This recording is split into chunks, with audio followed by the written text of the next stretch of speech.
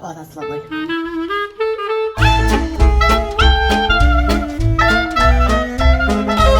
Hello and welcome back to my channel. My name is Heather and this is Reading with a Vengeance.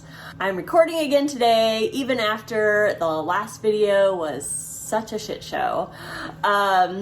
So my last video was the middle grade March video, which I thought would be just the next good video to record. But what I didn't realize is that it's hosted by folks that I did not bother to research, and it also has prompts to follow, which I didn't research, to be honest. I mean, I've watched some of those videos, but I always skip ahead to the books. So anyways, I didn't follow the rules. If you watched it, I'm sure some of you are like, a newbie, get it together.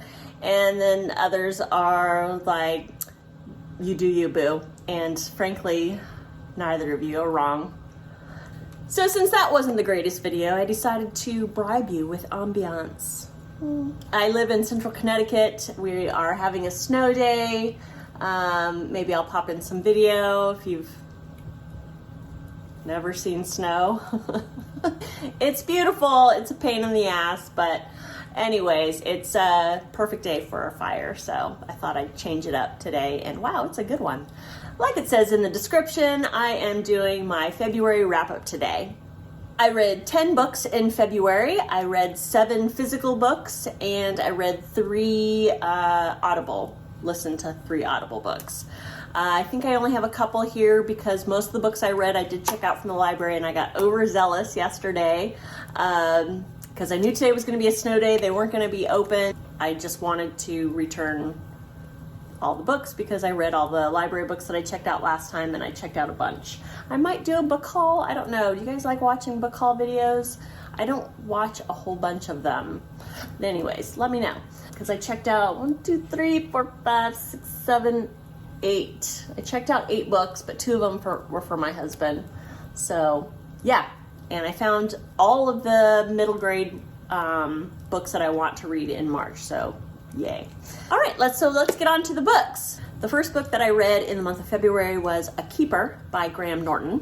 And for those of you who don't know, Graham Norton is an Irish actor, comedian, commentator, show host, presenter. He's fabulous. He's hilarious. And I've been wanting to read his books. He's got a couple of novels out. And the first one I got my hands on was called A Keeper. This follows Elizabeth, who returns to Ireland after her mother's death, and to kind of close up her affairs. And it kind of goes back and forth to when Elizabeth was a child, but also before Elizabeth was born. Elizabeth doesn't know anything about her father, and her mother was always kind of closed-mouthed about it, didn't really tell Elizabeth anything about her father. Multiple timelines. It goes back to when Elizabeth's mother was looking for a husband, and it was at a time where if she didn't get married soon, she was going to be considered an old maid, and it just wasn't going to happen. And she started corresponding from an ad in a paper with a gentleman, and she ends up meeting this gentleman and his mother. He lives with his mother, and some bad stuff happens to her. I don't want to get too much into spoilers, but some crazy stuff happens. This book went down a path, it really took me by surprise, but it was so much fun. I really enjoyed Graham Norton's writing. The mystery was fantastic. I read it very quickly, and I can't wait to read his other books. The next one I want to read is called Homestretch. I saw it at the library yesterday, but I had to wait. Anyways, I gave this one 4 stars. The next book I read was The False Friend by Myla Goldberg. This one has been on my TBR for years. I mean, years. I even did, last summer, I did 1 month, a TBR for a month where I picked the book with the most amount of pages on my DPR and the least amount of pages, the highest rated on Goodreads, the lowest rated. This one was the one that had been on my TBR for the longest, and it was the lowest rated. should have been a clue. This one follows Celia, and she returns to her hometown. When Celia was a teenager, she and her best friend Juna kind of reigned over their school as the mean girls, really. Super popular, everybody wanted to be them. But anyways, one day their group of friends go into the forest, and one of them does not come out of the forest, and Celia tells a lie about what happens, and that lie is accepted as truth. And she goes through her whole life, and then as an adult, she decides to go back to her hometown to confess the truth. And as she's talking to her parents, and as she talks to her friend Juna, the one who ends up disappearing, her mother, she's trying to tell them, you know, what the story she told wasn't true, and they're not believing her now. And so she starts to question, what is the truth? You know, what did she block out? What did her psyche come up with in order for her to live with herself after what happened? It's a decent story. I listened to this one. I think it's narrated by the author, and she does an okay job. It just didn't really work for me. I gave it 2.5 stars. The next book I read in February was The Mutts Spring Diaries by Patrick McDonnell. I've mentioned these books before. Mutts is a comic that follows Mooch the cat and his best friend Earl the dog. And there's several compilations of comics out there. I've recently started the 4 series where he covers the 4 seasons of the year. I did the Winter Diaries, I believe, in December, and I figured it's not too early for doing the Spring Diaries. Anyways, this one follows Mooch and Earl as spring unfolds, and the birds are singing, and the caterpillars are coming out, and flowers are blooming, and it's just a cute little comic that just kind of breaks up some of my deeper, darker reading, and I gave it 4 stars. The next book I read in February is Open Water by Caleb Azumah Nelson.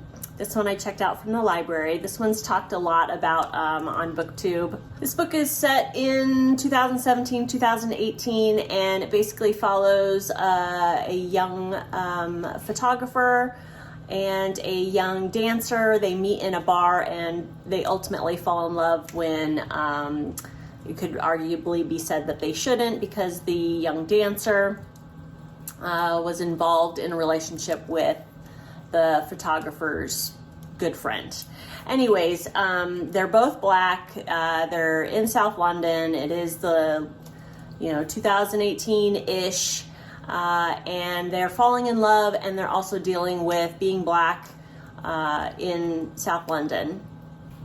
This is a short book. It's less than 200 pages, but there's a lot going on in this book, and it's beautifully written. Very, very almost poetic prose. I think if I was a different kind of reader, I would enjoy it more, but I prefer more straightforward, a more straightforward writing style.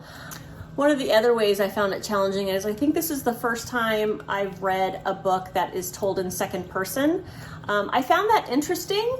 Not incredibly compelling, but I did find it interesting. It's told from the perspective of the photographer, the male, and I don't know if they ever say their names. I can't remember if they did, but it is told from the male's perspective, and I appreciate that he talks about not only being black, but being a man in today's society, and I found that interesting. I wanted to love this book, but just the way it's written, while it is beautifully written, it's just not my style, the style that I enjoy. I gave this 2 stars.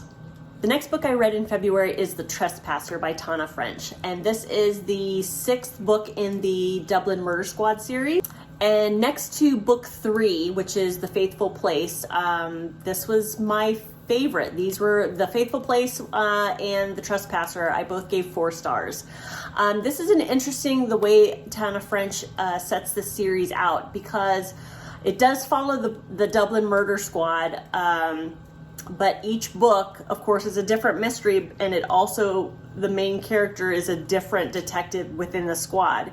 And usually, for instance, in the first book, In the Woods, it follows one particular detective, but you'll meet the other detectives, and they're kind of side characters in that story. And then in the second book, The Likeness, another detective that was mentioned in the first one is the main character, and that's how each book goes. And so when you pick up each book, it's a new mystery, but the characters are familiar, not necessarily the same ones that you're with most of the time. So I find that very interesting. I really enjoy this series.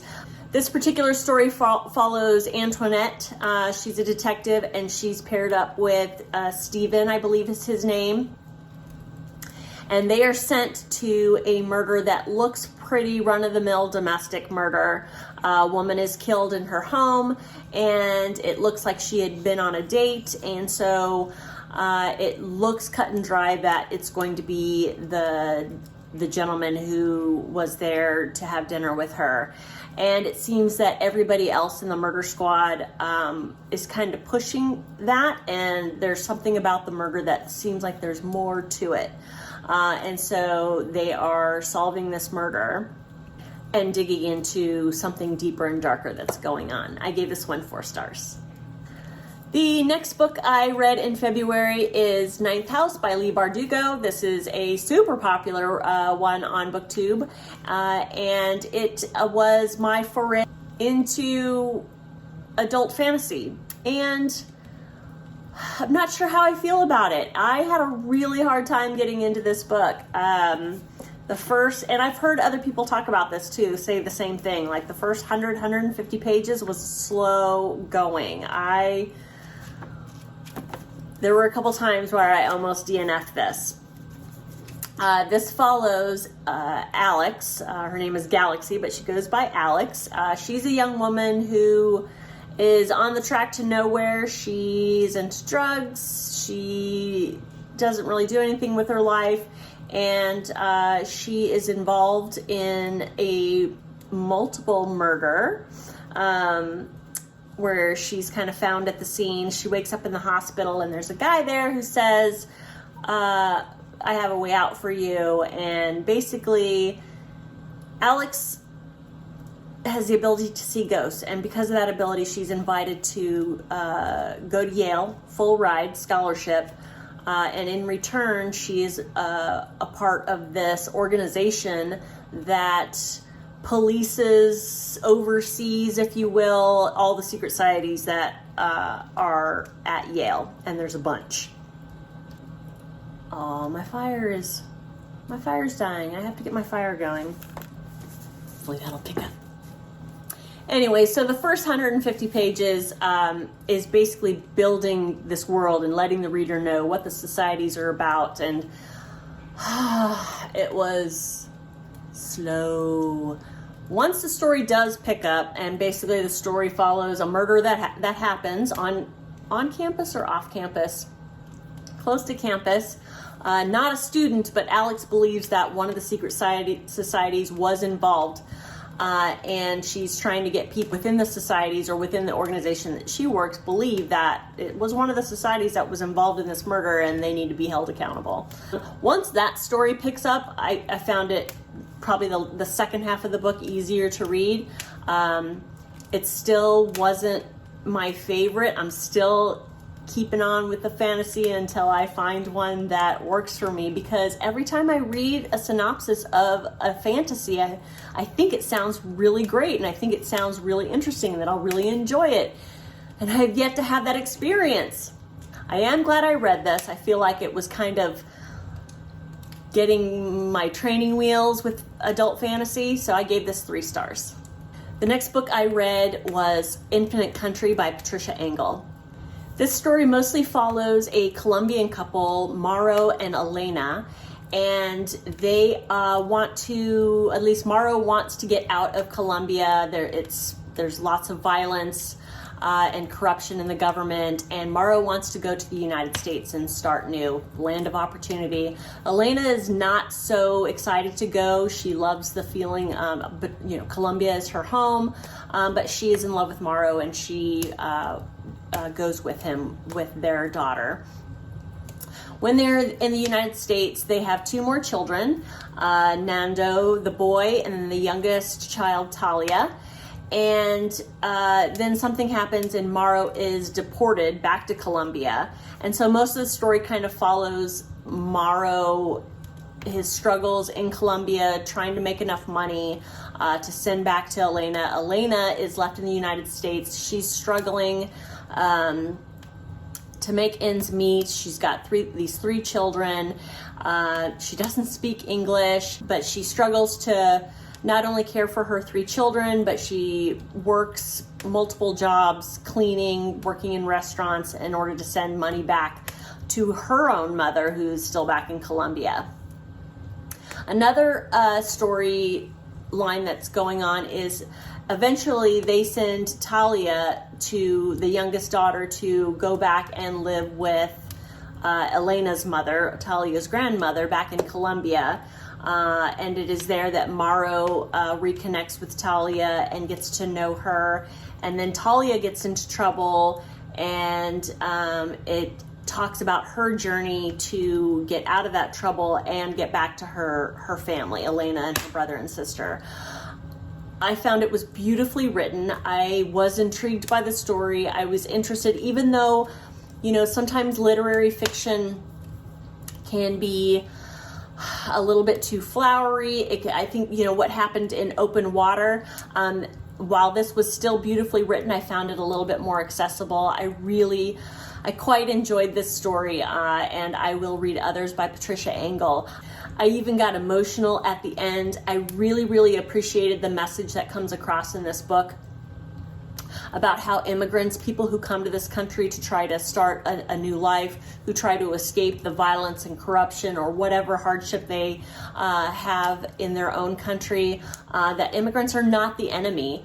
They're just trying to survive and trying to make a better life for themselves and their families. So I appreciated that message. I gave this book 3.5 stars out of 5. And I gave it 4 stars on Goodreads because I wanted to round up, and I almost feel like the more I think about it, because I continue to think about it after several days after I finished it, I might bump it up just to 4 stars. As it is right now, it's 3.5. So 3.5 to 4 stars. The next book I read I listened to on Audible, and it was my favorite book of the month, and I cannot stop talking about this book to people. I read Wolf by Wolf by Graudin, I'm not sure how to say her last name. This is a first in a duology, and I can't wait to read the second one. This was like a combination of dystopian, science fiction, historical fiction, action adventure. Okay, this follows Yael, and I'm gonna try to encapsulate it without giving spoilers. But first of all, it takes place in 1956 in a world where Hitler has won World War II.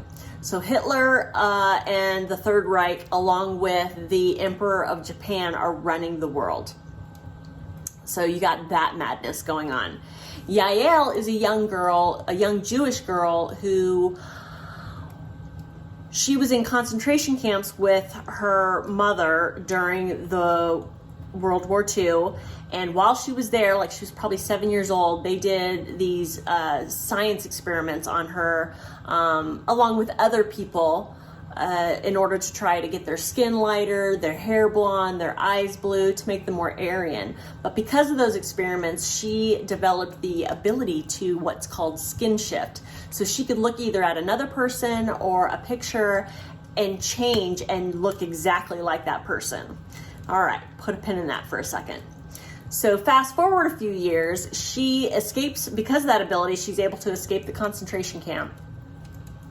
And she becomes a part of the resistance. Of course, there's groups of people who are trying to take Hitler down for obvious reasons. And she becomes a part of that resistance. And backtrack again, to celebrate that he won World War II, Hitler organizes this intercontinental motorcycle race. It takes place over many countries, many days, many miles. Countries all over the world can participate in this race. And then at the end of the race, Hitler puts on this victory ball. And that's one of the few places that he shows up because he's very reclusive. He knows people are out to get him. So he doesn't hardly ever show his face except at this victory ball. And the previous year, a young girl won the race and she was invited to the victory ball, and Hitler was so enchanted by her, he invited her to dance. So the mission of the resistance is Yael will skin shift. They'll kidnap that girl because of course she's racing this race this year. They'll kidnap her. Yael will skin shift and impersonate her, race in the race, win it, hopefully be invited to dance by Hitler, where she will then kill him. And so most of the book is that whole thing and just following her on this race. There are other racers who are trying to take her down. Her twin brother ends up joining the race to try to keep her from getting hurt, and I think he's heard that something bad is going to happen, so he joins the race to try to keep an eye on her. There's another racer who, evidently Adele, who is the person that Yael skin shifts into. Adele had some relationship with Luca, who's another racer, and we don't know whether to trust him. Yael doesn't know how to behave around him.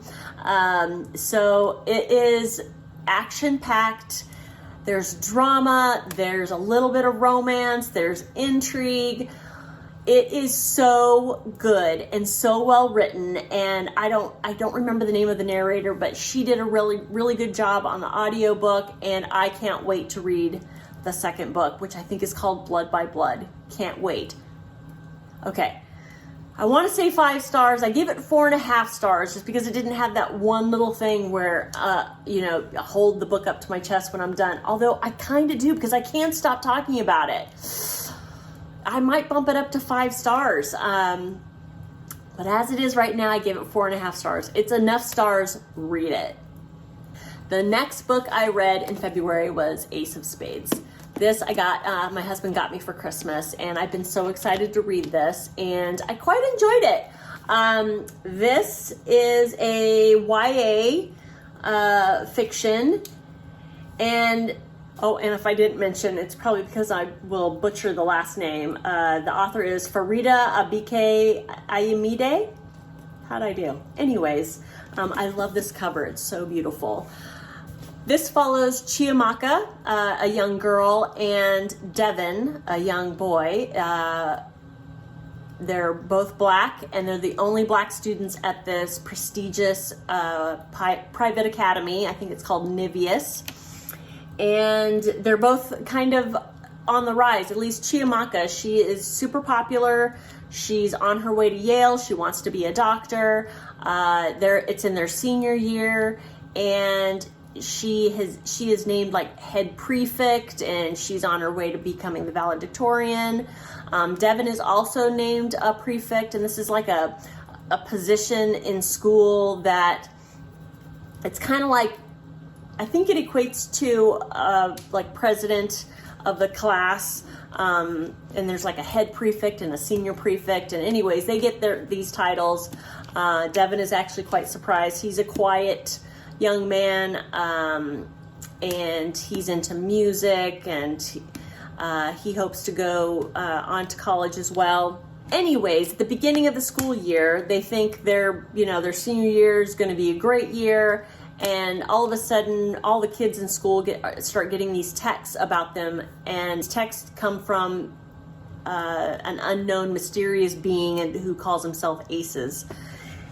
And the texts are secrets basically from their past, or the stuff that they do in private that they don't want anybody else to know about. And so their reputations get marred, they get in trouble at school, and basically their senior year looks like it's gonna circle the drain. And anyways, they decide to band together, get together and try to figure out what the heck is going on, who's trying to destroy their lives, and is the school involved, is it another student, and it is quite, it was actually better than I even thought. I knew it was going to be good and I was excited to read it, but it was even better than I thought it was going to be. I found it very impressive that this is a debut novel. So I'm very much looking forward to reading more of her stuff. I gave this book 4 stars. The next book I read, I checked out from the library, and that was Ring Shout by Djeli Clark. This is a novella. This would be classified as a horror fantasy. This takes place in the, I want to say, in between 1915 and 1925. Shortly after the release of the movie Birth of a Nation, which I believe is a movie that glorified the Ku Klux Klan. And in this story, follow, I believe her name is Maurice, and she's got two, she's part of a group of freedom fighters, specifically 2 of her best friends. I can't remember their names as per usual, but anyways, they are on the hunt for, it's kind of hard to describe, but yes, there is the Klan and what they do, but then they have a special gift where they can see the worst of the Klan that have turned into literal monsters, and not everybody can see them for what they are, except for Maurice and her friends, and their mission is to go and kill they call them Ku Kluxes, I believe. And it was an interesting way to tell the story, and I appreciated it. Fortunately, it was just a little bit too fantastical for me, you know, turning the story of the Ku Klux Klan and what they stand for into kind of a monster. And yes, they are monsters, but literal monster into kind of a monster story. I don't know, it was just a little bit too much for me. It was also the way it was written.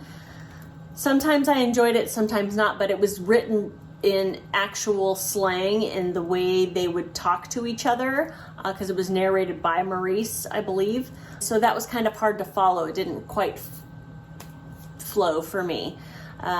So I wanted to like it a lot more. I was excited to read it. I wish I liked it more than I did. I gave it 2.5 stars. So the final 2 books I'll talk about today are the books I'm currently reading. I am reading Deception on His Mind by Elizabeth George. This is the 9th, I want to say, in her series. It's the Thomas Lindley series. I might have talked about this before. I've been reading these books for years and years. They're beefy books. I know I'm not going to be able to finish this by the end of February. It's, what is it, Friday the 25th? Yeah, it's Friday, and I'm only maybe 100 pages into it. We'll see, maybe I'll get it done. But basically this follows Detective Inspector Thomas Lindley. He's a blue blood, he's an Earl, but he's also a police officer. And his partner comes from more blue-collar, middle-class, Sergeant Barbara Havers, and they're very, very different in their approach in life and police work. And it follows their lives, but it also then follows a mystery that they have to solve. So I really enjoy these books. So that's what I'm reading. What I'm listening to is Pieces of Her by Karin Slaughter. This I've enjoyed so far. I love Karin Slaughter's work. The Good Daughter is my favorite of hers so far. I'm really excited to finish this one because while I am enjoying it, they also have a Netflix movie coming out for this book. So I'm looking forward to that. And those are all the books that I have been reading and am reading in February. If you've read any of these books and you liked them or didn't like them, I'd love to hear about it. Please feel free to comment below. If you can do me a favor and like and subscribe, and that would help my videos to get out there if you enjoyed it. And sorry, my fire kind of petered out, but thank you for watching, and I will see you next time. Bye-bye.